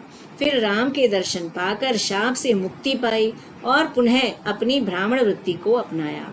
हे रावण, मैं तेरी माता का भी पिता हूँ, अतः हित के लिए ही कहता हूँ कि राम नारायण है और सीता जी साक्षात लक्ष्मी हैं। अतः तुम तो स्वयं ज्ञानवान हो, सीता को बिना देर किए ही श्री रघुनाथ को सौंप दो। रावण के पास जाकर माल्यवान ने इस प्रकार कहा और समझाया कि मन में ध्यान देकर राम का पूजन करो। तो ये जो है नाना, रावण के नाना आकर के भी समझा रहे हैं कि वो भगवान है, तुम जो है लौटा दो। नगर में उत्सव का कहीं नामो निशान नहीं है, उधम ही मात्र है। हे महाराज, यहाँ कुछ भी नहीं जो आपको बताऊं। इसलिए श्रीमान से मेरी ये विनती है कि इसे हित की बात समझें और सीतापति को ईश्वर जानकर सीता को उन्हें सौंपने की कृपा करें। इस विनती को सुनकर रावण को माल्यवान पर अत्यधिक क्रोध आया और क्रोधावस्था में ही कहने लगा कि वृद्ध होकर भी तुम आज ये क्या कह रहे हो? राम को कैसे परमेश्वर कहा? वे भी तो मनुष्य ही है, वे तो वानरों की सहायता लेता है, उसे मैं किस प्रकार ईश्वर मानूं? तुम्हारी बातें सुनकर तो मेरा चित्त ही जलने लगता है, अतः तुम घर लौट जाओ। तुरंत ही माल्यवान को मंत्रियों के साथ करके उसे घर भेज दिया। वहां उच्च अट्टालिका में बैठ कितना बड़ा वीर आया है देखते हुए लड़ना समाप्त करके वीरों को लड़ने की आज्ञा दे रहा था। रघुनाथ ने जैसे ही देखा वैसे ही अपने बाण से प्रहार किया। उस बाण के प्रहार से ही 10 छत्र और 10 मुकुट टूट कर गिर गए। तो 10 मुकुट पर और उसके ऊपर छत्र थे, एक ही बाण से गिर गए। अपने 10 छत्र और मुकुटों को गिरा देखकर रावण अत्यंत ही लज्जित हुआ और अट्टालिका से उतर कर चला गया। इस भय से राम फिर से प्रहार न कर दें। तो तुलसी रामायण में थोड़ा सा अलग है। वो जो है सभा में संगीत और वो चल रहा है, जब वो बाण छोड़ते हैं तो जो है उसका मुकुट तो गिरता है और मंदोदरी का जो झुमके हैं हाँ वो गिर जाता है। एंड उनको बाण दिखता भी नहीं है, किसी को भी इतना तेज आता है जाता है, उनको पता नहीं चलता है कैसे हुआ, लेकिन सब भयभीत हो जाते हैं। वो देखता है सब डर रहे हैं तो कहते हैं अब हो गई सभा, सब लोग जाओ करके। हाँ, लेकिन उसको समझ में आता है। दरबार के अंदर प्रवेश करते ही रावण ने वीरों को लड़ने के लिए जाने की आज्ञा दी। समस्त वीर नाना प्रकार के अस्त्र शस्त्र लेकर भैंस, ऊंट, गंधर्व और सिंह पर सवार होकर युद्ध के लिए शीघ्र ही चल दिए। जैसे ही चारों ओर के द्वारों से रावण की सेना निकली, वैसे ही वानर सेना ने आकर उन सबको घेर लिया। रावण की सेना को वहां से निकलने का कोई स्थान नहीं रहा। समस्त वीर वानर गर्जना करते हुए कह रहे थे कि श्री राम ही विजयी होंगे। इसी क्रम से घेरते हुए वानर सेना रावण की सेना पर प्रहार करने लगी। राक्षसों की फौज वहां से भागी नहीं, बल्कि राक्षसगण भयभीत होकर अपने प्राण त्यागने लगे। जब संग्राम इस प्रकार होने लगा तब वानर कहने लगे, ये सब श्री राम की महिमा है, उन्हीं की कृपा से हम सब अत्यंत योद्धा बन गए हैं। तो क्या कहा कि वो डरकर भागे नहीं, वो बस प्राण ही छोड़े, इतना ज्यादा भयभीत हो गए कि वो प्राण छोड़ दिए। तो वानरों का क्या भाव है कि हम योद्धा बन गए, नहीं तो हम वानर हैं, ये भगवान की कृपा है कि हम योद्धा बन गए।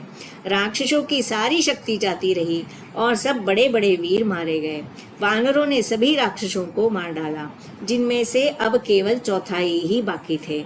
अपनी सेना को इस प्रकार समाप्त होते देख वीर सूरमा इंद्रजीत, जो सब अस्त्रों में प्रवीण था, युद्ध करने के लिए आगे बढ़ा। वानर और सेना पर हथियारों से प्रहार करने लगा। श्री रामचंद्र को अत्यधिक विराट ब्रह्मपाश का ज्ञान प्राप्त करने के लिए बाध्य होना ही पड़ा। श्री राम एक दिन तो चुप रहे, किंतु पुनः तैयार होकर ये कहते हुए कि मेघनाथ को अभी मारता हूँ, उसी के सामने जा डटे। जैसे ही श्री राम ने मेघनाथ को मारने के लिए लक्ष्मण से धनुष बाण मांगा, वैसे ही भयभीत होकर मेघनाथ वहां से भाग खड़ा हुआ। उसको भागते देखकर प्रभु मन ही मन मुस्कुराते हुए कहते हैं कि ये बच्चा इतना कमजोर होते हुए भी मुझसे लड़ने की अभिलाषा रखता है। देखिए भगवान का भाव क्या है कि बच्चा इतना कमजोर है फिर भी मुझसे लड़ने आया। भूमि पर गिरे हुए वीरों को बचाने का आदेश वीर हनुमान को देते हुए प्रभु राम ने कहा, हे हनुमान, अब विलंब न करो, तुम क्षीर सागर चले जाओ और वहां पर एक अगम द्रोण पर्वत है, उसे उठा लाओ।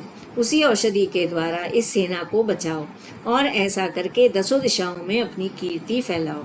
श्री राम की ऐसी आज्ञा सुनकर हनुमान तुरंत ही जाकर द्रोण पर्वत उठा लाए और उस औषधि को खिलाकर धराशायी वीरों को बचाया। तो ये भी नया है कि जो है वो पर्वत से जो लाए हैं संजीवनी बूटी आई एम एज्यूमिंग, तो वो जो है जो वीर गिरे थे उनको जो है वापस जीवित करने के लिए। हमको तुलसी रामायण में और दूसरी रामायणों में भी ये आता है कि जब युद्ध पूरा हो जाता है समाप्त और तब देवता और आदि आते हैं, उनकी ब्रह्मा जी, शिव जी और देवता, तो वो इंद्र से कहते हैं कि तुम सब पर सोम वर्षा करो और जिससे कि वो जो वानर मेरे लिए लड़े हैं, अपने प्राण दिए हैं, वो वापस जीवित हो जाएं। तो वो उस टाइम होता है, यहाँ पर लाके करने का ये फर्स्ट मैंने जितनी पढ़ी है उनमें। फिर से जाकर हनुमान उस द्रोण पर्वत को वहीं पर रखा है। औषधि खाकर जब उन वानरों को चेतना आई तो वे सब प्रसन्नता के वशीभूत हो नाचने लगे। इसी बीच वानर सेना की गर्जना हुई। इस गर्जना को सुनकर रावण ने कहा कि मुझे मारने के लिए शक्तिशाली शत्रु यहाँ आए हैं। हे विशाल शरीर वाले वीरों, कमर कसकर शत्रु से लड़ने के लिए जाओ, और यदि वहां न जाकर घर पर ही बैठे रहो तो मैं तुम सबको निश्चय ही मार डालूंगा। तो अपने वीरों से कह रहा है कि अगर तुम लड़ने के लिए नहीं गए तो मैं ही मार डालूंगा, इसलिए बेटर है कि जाओ। रावण की विशाल सेना ने आज्ञा पाते ही कमर कसकर वानर सेना को नष्ट करने के लिए आगे बढ़कर प्रहार किया। वानर सेना ने भी रावण को विशाल सेना पर पर्वत, गदा, मुष्टिक एवं नाखूनों से प्रहार किया। उनके इस प्रहार ने रावण की शक्ति को नष्ट प्राय कर डाला। कितनों को रघुनाथ ने स्वयं मारा और कितनों को सुग्रीव ने मारा। अंगद, हनुमान और लक्ष्मण जैसे वीरों ने न जाने कितनों को समाप्त कर डाला। श्री राम की कृपा से समस्त वानर बलवान हो गए और राक्षसों पर कोई कृपा नहीं की, अतः अनेक राक्षस मारे गए। तो जो है वो वानरों पे कृपा करते हैं, तो वो भी आता है कि उनकी कृपा दृष्टि जब पड़ती थी तो वो जो भी थकान हुई है, चोट लगी है, वो सब ठीक हो जाती थी। तो वो बलवान होते जा रहे थे, उन पे कृपा दृष्टि नहीं है तो वो बलहीन होते जा रहे थे। सबके ईश्वर प्रभु राम के साथ युद्ध करने की क्या पड़ी थी। एक ही वाक प्रहार से तो वे शत्रुओं को वहीं नष्ट कर सकते थे, तो उन्हें लड़ने की भी जरूरत नहीं। एक ही वाक प्रहार से, एक शब्द से जो है वो सबको नष्ट कर सकते हैं। माया मोह से रहित सच्चिदानंद मानव जन्म लेकर मानव की ही भांति लीला करते हैं, जिस लीला के द्वारा अनेक पापियों, अधम लोगों और पितरों के पाप और संताप का हरण होता है। तो लीला से क्या हो रहा है, अनेक पापियों, अधम लोगों और पतितों के पाप और संताप का हरण हो रहा है, यानी कि पाप का और जो कष्ट है वो भी मिट रहा है। रावण ने जैसे ही ये सुना कि उसकी विशाल सेना मार डाली गई तो उसे बहुत दुख हुआ और क्रुद्ध होकर वे स्वयं ही युद्ध करने के लिए तत्पर हुआ। तत्पश्चात एक सुंदर रथ पर सवार हुआ और शस्त्र अस्त्र सब कुछ लेकर आदेश दिया कि इंद्रजीत अब लंका की रक्षा करेगा। सब कुछ फौज लेकर श्री राम जहाँ थे वहीं जा पहुंचा। वानर सेना ने उसे रोककर अनेक वीरों को मार डाला। सुग्रीव आदि बड़े बड़े जितने भी वीर थे उनको कोई भी नहीं जीत सका, बल्कि रावण ने वीरों को ही जमीन पर गिरा गिरा कर मार डाला। श्री राम के चरणों में ध्यान करता हुआ और हाथों में गदा लिए विभीषण को देखकर सोचा कि असली शत्रु तो यही है, और क्रोधित होकर उसी पर अपनी शक्ति से प्रहार किया। शक्ति विभीषण के प्राणों को समाप्त करने के उद्देश्य से मारी थी, लेकिन लक्ष्मण ने आगे बढ़कर उन्हें बचा लिया। तो किसी किसी में ये संदर्भ आता है कि डायरेक्टली उनको नहीं लगाई थी, इंद्रजीत ने जो है लक्ष्मण को लगाई है शक्ति, कई जगह ये आता है।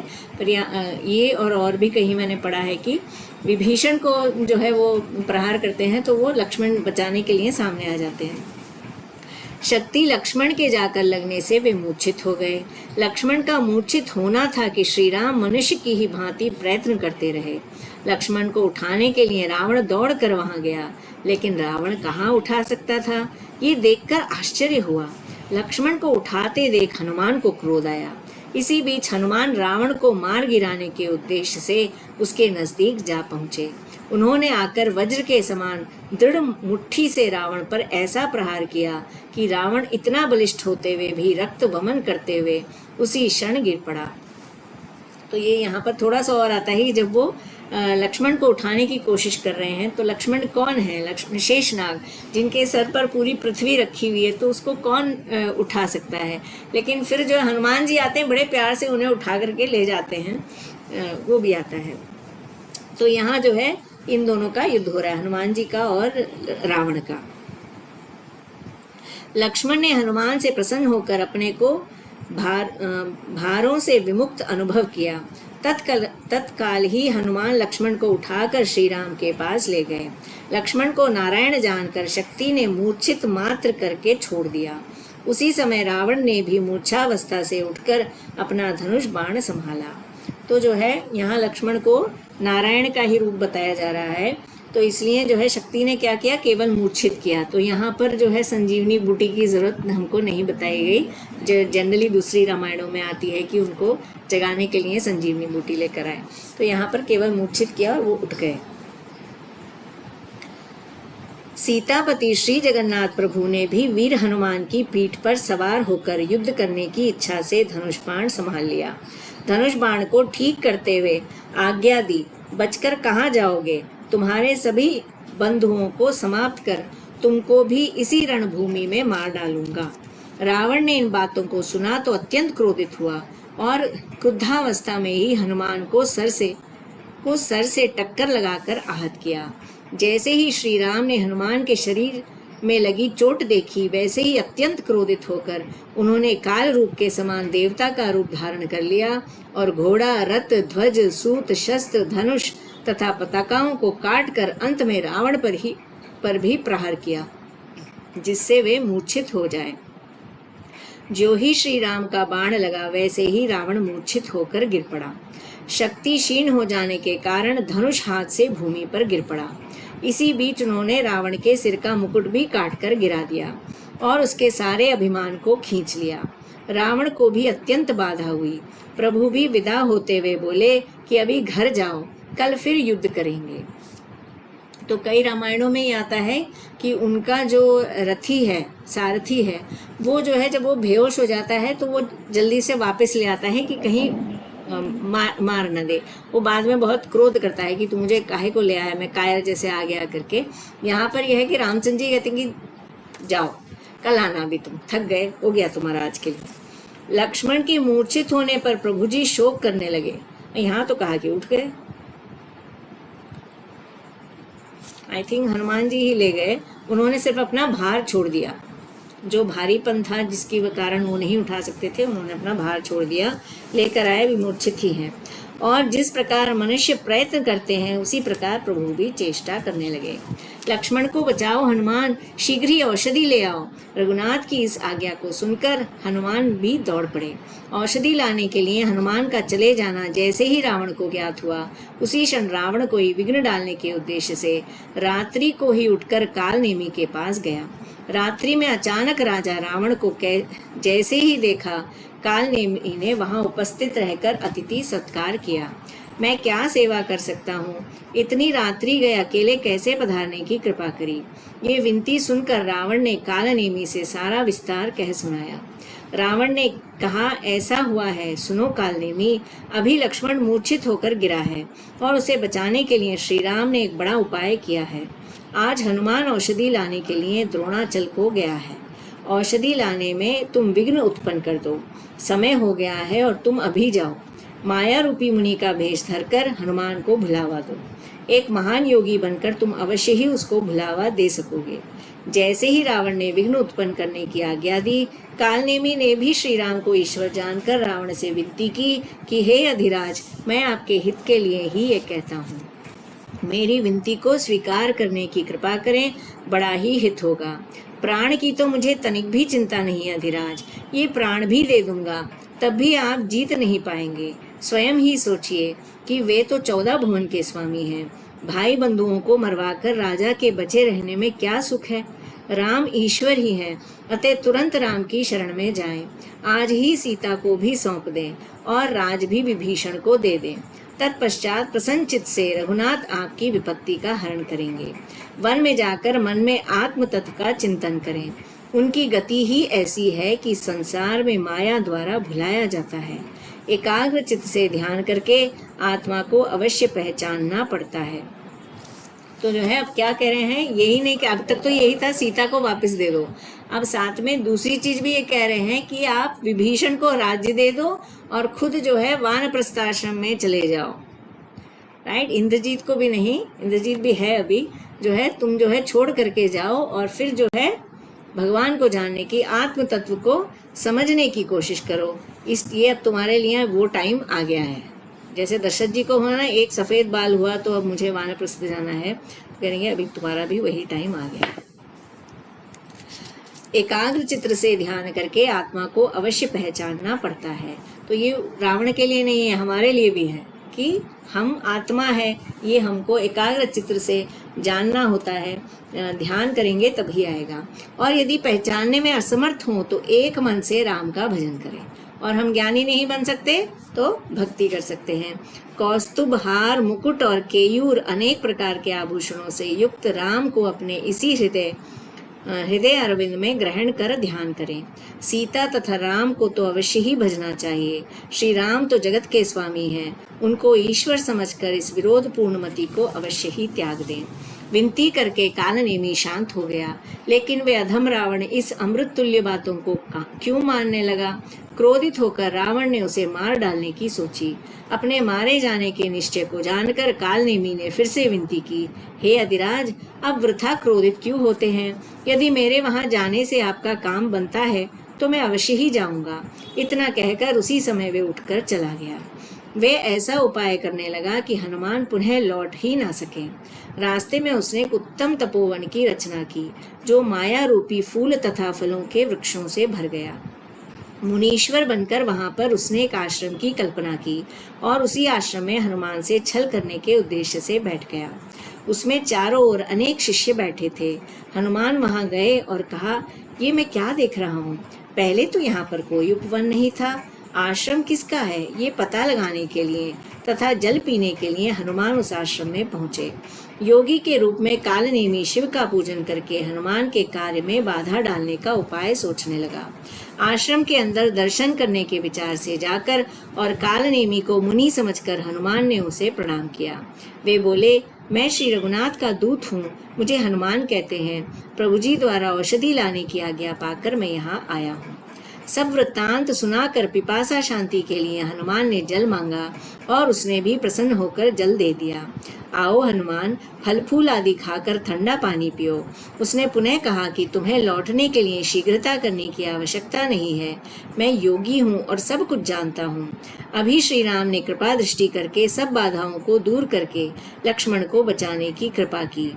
वानरों की फौज भी पुनः खड़ी हो गई है।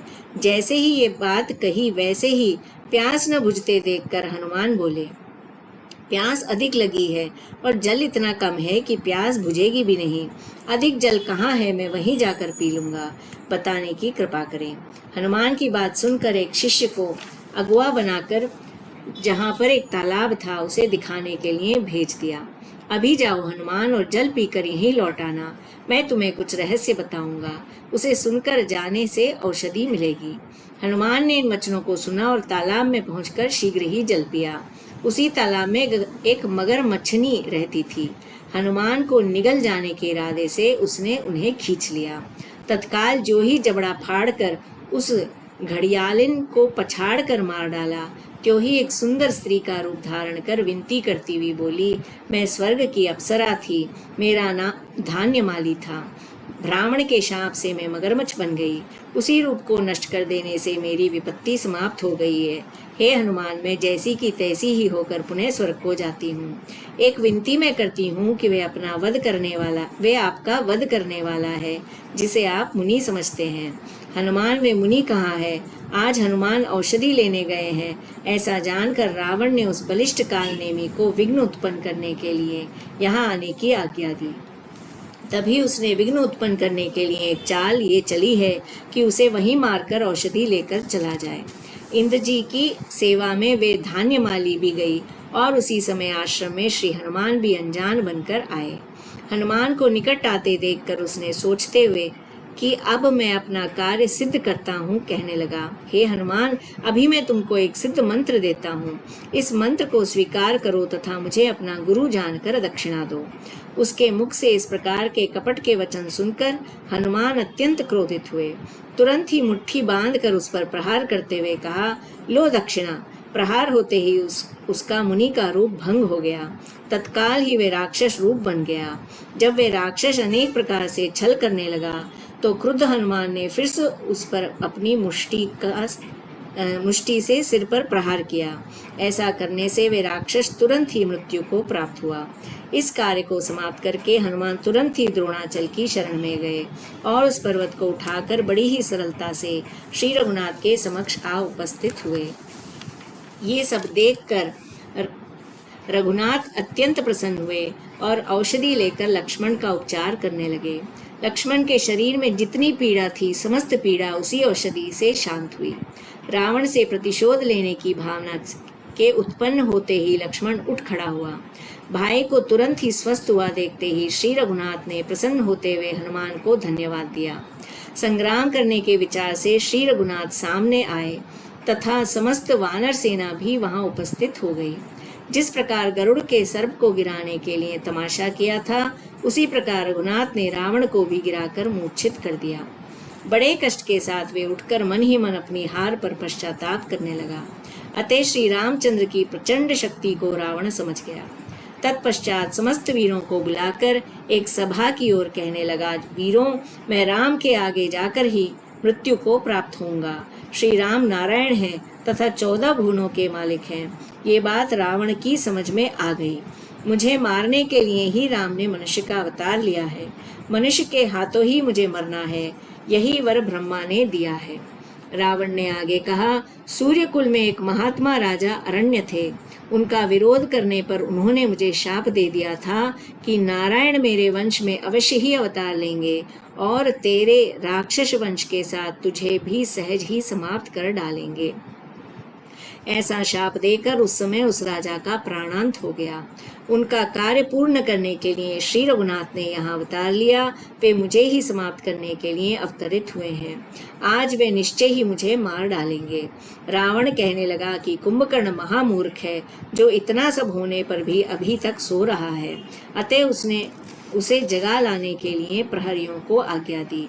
आज्ञा पाते ही बड़े बड़े सैनिक उसे उठाने के लिए गए और लाकर रावण के सम्मुख उपस्थित किया। जैसे ही कुंभकर्ण रावण के पांव में पड़कर सम्मुख बैठा, तभी रावण ने दीन वचनों से उसे सारा विस्तार कह सुनाया और बोला, देखो भाई कुंभकर्ण, इस समय मुझ पर भारी विपत्ति आई है। पुत्र पौत्र सहित अनेक वीर मारे जा चुके हैं। अब तो प्राणों के अंत होने की घड़ी आ गई है। अब बचने का क्या उपाय किया जाए।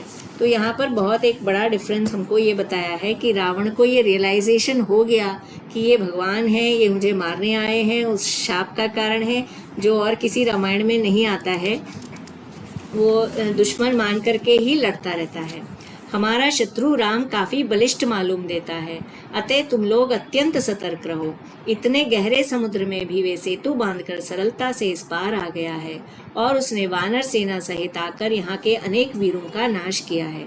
रावण कह रहा है कि मैं देख रहा हूँ कि वानरों में प्रत्येक शूर वीर और कुशल योद्धा है। उनको नष्ट करने का मुझे कोई उपाय नहीं दिख रहा है।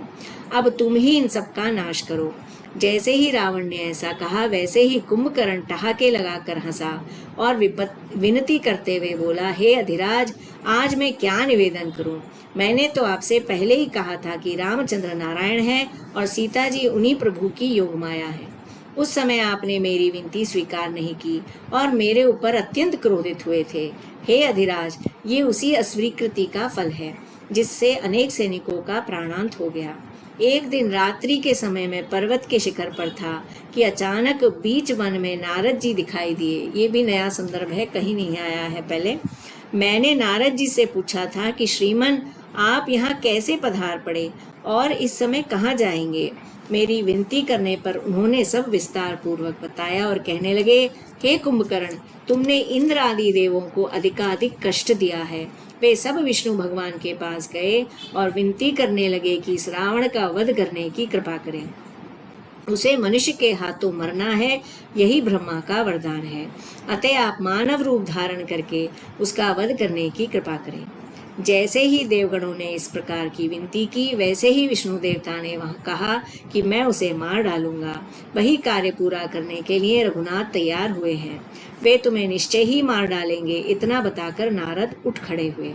अतः हे अधिराज, रघुनाथ को देव जानकर इस आपसी बैर भाव को समाप्त कर दें और भक्ति पूर्वक भजन यानी कि राम नाम जप आदि करें। इन सभी साधनों में भक्ति ही महान है। भक्ति ही ज्ञान को बढ़ाती है। भक्ति के अभाव में व्यक्ति जो भी कार्य करता है उसे निष्फल जानकर आप श्री रघुनाथ की भक्ति में लीन होने की कृपा करें। श्री रघुनाथ जी के हजारों अवतार हुए हैं, उनमें श्री राम के बराबर कोई अन्य नहीं है। उनका भजन किया जाना चाहिए, जिससे कि मनुष्य समस्त संसार सागर तर जाएगा तथा उसी स्थान का आनंद प्राप्त कर सकेगा जहाँ प्रभु विराजमान है। तो इस बुक की एक खासियत ये भी है कि जैसे जैसे हमको बता रहे हैं कि सबको पता है कि वो नारायण हैं तो हमको सोर्स भी बता रहे हैं। बाकी में जैसे बाली को मारने के लिए आया तो तारा कहती है बाली से कि जो है ये नारायण है और वो भगवान है, सुग्रीव ने दोस्ती कर लिया, आप मत जाइए। पर कहाँ से पता चला ये नहीं हमको बताया गया।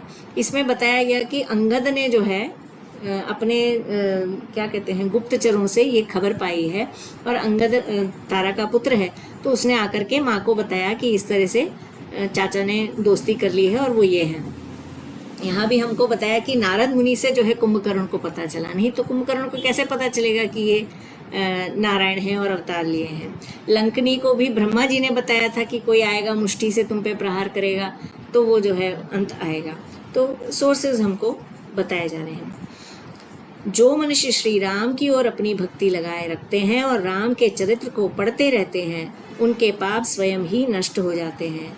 तो इसलिए हमको रामचंद्र जी की कथा पढ़ते रहना चाहिए, अतः वे ही स्वर्ग का आनंद प्राप्त कर पाते हैं। इस प्रकार कुंभकर्ण की ऐसी विनती सुनकर रावण अत्यंत क्रोधित हुआ और कहने लगा, यहाँ तुम्हें ज्ञान का उपदेश देने के लिए नहीं बुलाया गया है, अतः जो मैं कहता हूँ वे तुम्हें मानना ही पड़ेगा। तुम राम के सामने जाकर युद्ध करो और यदि सोने की इच्छा है तो जाकर पलंग पर लेट सकते हो। रावण के इन शब्दों को सुनकर वे कुंभकर्ण समझ गया कि अत्यंत क्रोधित है। वे उठकर खड़ा हो गया और युद्ध के लिए चल पड़ा। वे दीवार लांग कर जैसे ही लड़ने के लिए गया वैसे ही वानर सेना उसे साक्षात काल समझकर भयभीत हो गई।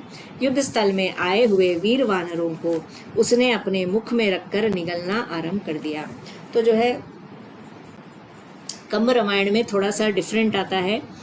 उसमें ऐसा है कि उसने जब वो ज्ञान दे रहे हैं उसके बाद में बहुत सारे मांस और मदिरा जो है रावण खिला पिला देता है, क्योंकि वो एक दिन खाता है ना 6 महीने बाद, तो वो उसके बाद मदिरा से उसका दिमाग अलग मेंटल स्टेट में आ जाता है। तो वो युद्ध करने के लिए निकल पड़ता है बिना किसी सेना के, अकेला ही बहुत शूरवीर है। तब कहते हैं विभीषण आता है पास में, प्रणाम करता है और कहता है कि भैया मैं विभीषण हूँ और इस तरह से हुआ, रावण ने मुझे लात मार दी, मुझे निकाल दिया और मैं जो है रामचंद्र जी के पास चला गया। तो वो कहता है कि बहुत अच्छा किया तुमने। फिर साथ में ये भी कहता है कि लेकिन तुम अब मुझसे दूर जाओ क्योंकि मेरी मति जा रही है, तो मैं फिर तुमको भी हानि पहुंचा सकता हूँ, तो अब तुम मुझसे दूर जाओ, हट जाओ यहाँ से, और तुमने बहुत अच्छा किया। लेकिन मैं वो कन्विंस करने की कोशिश करता है कि आप भी रामचंद्र जी की तरफ हो जाइए, उनकी शरण में आ जाइए। तो कुंभकर्ण कहता है कि मैं जानता हूँ मेरा भाई गलत है, लेकिन अब तक मैं उसके साथ था, उसने मेरा पालन पोषण किया। अब अंत समय में मैं जो है उसको छोड़कर जो है उसके दुश्मन के साथ हो जाऊं, तो ये अच्छा नहीं लगेगा कि भाई अकेला जो है युद्ध स्थल में मरा हुआ है, साथ में मैं भी होना चाहिए, इसलिए मैं नहीं चेंज कर सकता। तो मुझे थोड़ा सा वो कर्ण वाला वो आया फीलिंग कि ये जान करके लास्ट मोमेंट पे उसे पता चला है ना कि पांडव मेरे सगे भाई हैं, तो वो क्या कहता है, अब मैं नहीं छोड़ सकता। तुलसीदास के रामायण में भी यही है। अच्छा, तुलसीदास की रामायण में भी यही है कि वो लास्ट में बोलता है कि मैंने पूरा जीवन भाई का साथ दिया है, तो अब मैं वो नहीं कर सकता। पहले तो ये भी एक जेन्युइन बात है ना। क्योंकि इवन कर्ण का भी मुझे सही लगता है, क्योंकि पांडवों ने उसे कभी भी मान नहीं दिया, दुर्योधन ने ही दिया, भले उसका उसमें स्वार्थ नहीं कर्ण को हो तो कि वो पूरा बहुत अच्छा धनुर्धर कर्ण है, का तो एकदम राइट। तो कर्ण का तो वैसे सही ही लगता है, क्योंकि माँ ने भी तो जब उसको बोला तो भी स्वार्थ, द्रौपदी ने करेक्ट, भी जब उसको बोला तो भी द्रौपदी स्वार्थ कुंती के लिए ही बोला ना, तो उसको कुंती वही लगा ना कि हाँ, तो उसको इसीलिए भी कहीं ना कहीं ये तो पता ही होगा कि मैं मरूंगा। नहीं, तो उसने यही कहा ना कि मैं बाकी 4 को नहीं मारूंगा, केवल अर्जुन, और वो ये आपके हाँ 5 बाकी, पुत्र मिलेंगे। और ये कहते हैं कि 4 का मौका था युद्ध के दौरान, बाकी 4 भाइयों को कर्ण को मारने का मौका होता है, पर वो छोड़ देता है क्योंकि उसने वचन दिया है। वो कहता है केवल अर्जुन को मारने का मैं प्रयत्न करूंगा और आपके 5 रहेंगे, क्योंकि 4 को तो मैं नहीं मारूंगा, और 5वां एक को या तो वो रहेगा या मैं रहूंगा। 5 आपके पांडव 5 आपके के 5 5 पुत्र रहेंगे। हाँ, 5 के 5 रहेंगे। और वो कृष्ण भगवान भी कहते हैं कि जा करके ऐसे उसको भी कन्विंस करने की कोशिश करते हैं, लेकिन वो दोस्ती के रिश्ते को ज़्यादा महत्व देता है। और वैसे ही भीष्म पितामह हैं, द्रोणाचार्य हैं, वो भी जानते हैं कि गलत साइड खड़े हैं, लेकिन नहीं छोड़ पाते हैं। ये भी तो है ना कि आप जानते हो गलत पर हो, भीष्म लेकिन पितामह का तो सही है। लॉयल्टी सही। देखो भीष्म पितामह का मुझे कभी भी सही नहीं लगा। मुझे आपने बाकी वचन करना दिया ठीक है, ठीक लगा, लेकिन लेकिन हाँ द्रौपदी के केस में मुझे लगता है कि बोलना चाहिए था। जो चीरहरण हो रहा है हाँ सभा वही में, मैं बोली, एक्चुअल तो उसमें तो भीष्म पितामह सब को चुप बोलना रहना, चाहिए। हाँ सब चुप वो रहना मुझे गलत सही हो नहीं गया। लगता, वो मुझे सही नहीं लगता। लेकिन आप उदाहरण देने के लिए आप बोल सकते हो। घरों में लोग बोलते हैं ना कि क्या कुछ गलत होगा तो आप नहीं बोलोगे, तो बोलना चाहिए। उदाहरण करेक्ट भले ही दे सकते हो कि देखो उन्होंने नहीं बोला तो पूरा विनाश ही हुआ ना। करेक्ट। तो अब क्योंकि कोई भी चीज की वो बड़ी में तो शुरुआत नहीं होती ना, छोटे से ही शुरुआत होती है ना कोई भी चीज की। जब आप किसी को सह देते जाते हो, देते जाते तो बढ़ती जाती वो चीजें, करेक्ट। तो नहीं, तो बचपन से है ही ना। वो कोशिश तो करते आए हैं प्रोटेक्ट करने की। वो भी विदुर भी रक्षागृह के लिए एक्चुअली विदुर या भीष्म पितामह विदुर को भेजते हैं कि जाकर के उनको वार्निंग दो, तभी तो वो बाहर निकलते हैं ना जलने के पहले। बट आप साइलेंट में कुछ भी करते हो वो अलग चीज है, लेकिन ये जो तो राजसभा में, भरी सभा में जो है, मेन चीज ये ये हो तो गई सब ना, जो एक तरह भीष्म का जो भी है। की गलती ये हाँ, हो गई कि उन्होंने कहा ना मेरा अलायंस इस गति से है। मुझे लगता है सबसे ज्यादा तो शांतनु का ही वो है। सत्यवती से विवाह करने के लिए आपने उसका अधिकार वो करना, वहीं से जो है प्रॉब्लम स्टार्ट हो गई, राइट। बिल्कुल बिल्कुल। सत्यवती को ये था मेरे पुत्र ही बने, लेकिन उसके पुत्र कहाँ बने? हाँ, अल्टीमेटली तो ये वेदव्यास जी के हुए ना, कौरव और पांडव। आई मीन जो विदुर और हाँ, धृतराष्ट्र और पांडु हैं, ये सब पांडव। वेदव्यास जी के और उनकी बहुओं के थे। पुत्र तो बीच में आए ही नहीं ना, दोनों मर गए। तो वो कहने को ठीक है, वेदव्यास भी सत्यवती के ही पुत्र थे लेकिन उनकी लाइन जो है, जो उसे था कि मेरे वो राज्य करें, तो वो तो नहीं हुआ ना एक तरह से। खैर, तो ये कुंभकर्ण का डेथ पे छोड़ दें या यहीं पे छोड़ दें?